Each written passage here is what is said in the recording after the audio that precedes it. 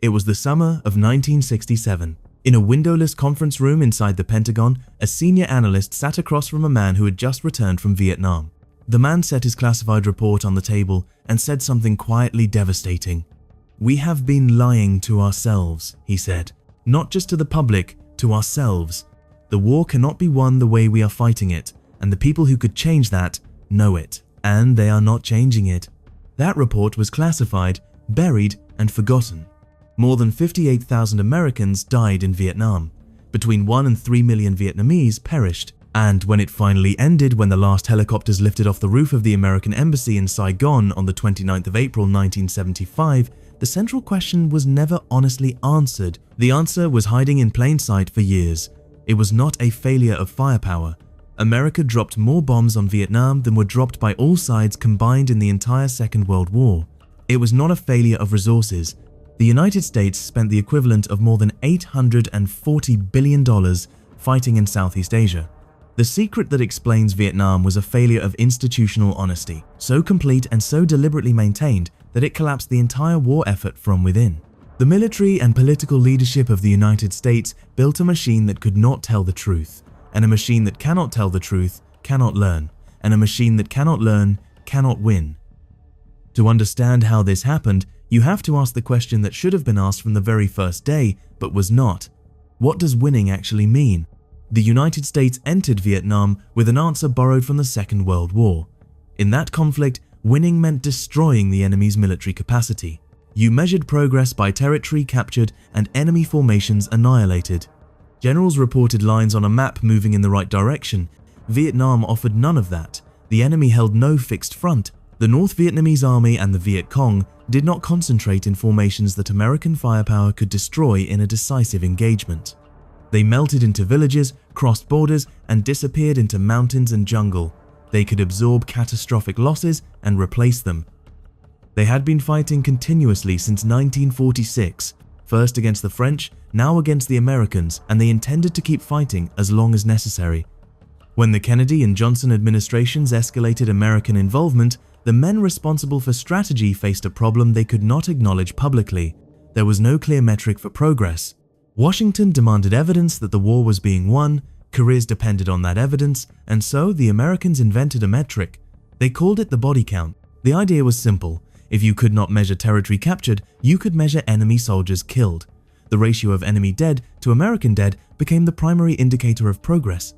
Commanders who produced high body counts were commended and promoted. Commanders who produced low body counts were questioned and reassigned. The incentive structure was perfectly designed to produce one outcome: inflated numbers. What followed was one of the most consequential cascades of institutional dishonesty in American military history. It did not require a conspiracy. It required only the normal human response to a perverse incentive applied with relentless pressure at every level of a large bureaucratic organization. A platoon leader knew his captain needed good numbers.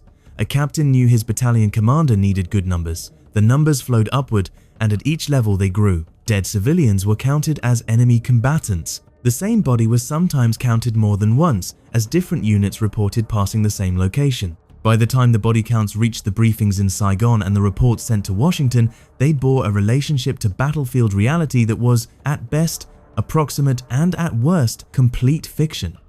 General William Westmoreland commanded American forces from 1964 to 1968. He understood the incentive structures he had created, at least in part, and yet he continued to brief numbers that his own staff officers privately acknowledged were unreliable. He continued because the numbers told the story that Washington wanted to hear.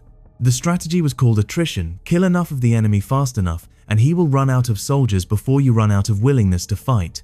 But what Westmoreland and his superiors would not acknowledge was that the CIA had already told them, as early as the mid-1960s, that North Vietnam could sustain its current casualty rates indefinitely while simultaneously increasing the size of its fighting force in the South. The alternative was negotiation, withdrawal, or a fundamental redefinition of American objectives. All of these carried political costs that no one in power was willing to pay.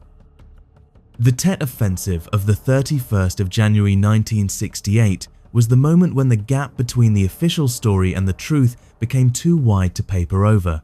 North Vietnamese and Viet Cong forces simultaneously attacked more than 100 cities across South Vietnam. The classified study of American Vietnam policy that analyst Daniel Ellsberg leaked to the press in 1971 revealed that multiple administrations had continued the war while privately concluding it could not be won. They continued because withdrawal carried domestic political costs that they were not willing to pay. Men died, therefore, not to achieve victory, but to defer defeat, not to win, but to avoid losing on someone else's watch. A Marine general named Victor Krulak and a counterinsurgency advisor named John Paul Vann had argued for years that the entire framing of the war was wrong. Firepower and body counts were irrelevant to a conflict whose outcome would be determined by political legitimacy and popular support. Every village bombed, every family turned into refugees, added to the roster of people with reasons to support the other side.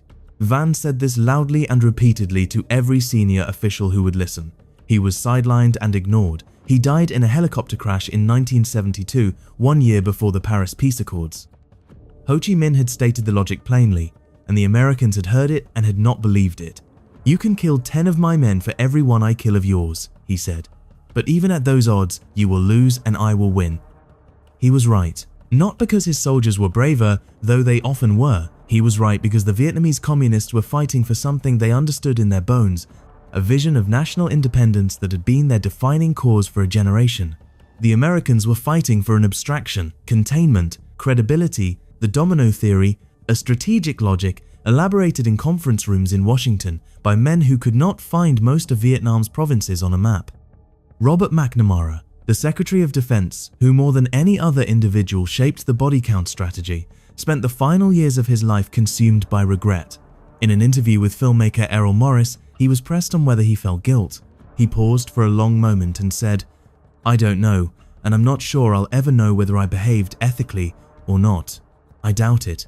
He could not fully confront it in himself, he said, because if he did, he would have to conclude that he had been a war criminal. The lesson of Vietnam is not that America should never have gotten involved. History does not permit that kind of clean revision.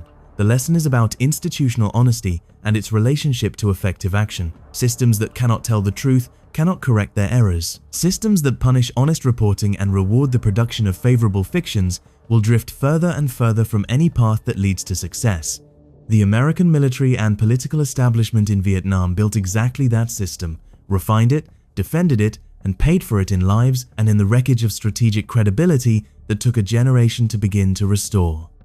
58,000 American names are carved into a black granite wall in Washington. The secret was never much of a secret. It was simply a truth that powerful people found inconvenient, and so they set it aside, kept setting it aside, and the names kept being added to that wall as the price of that sustained inconvenience. If you found this story as compelling as we did, please take a moment to like this video. It helps us share more forgotten stories from America's most difficult conflicts. Subscribe to stay connected with these untold histories. Each one matters.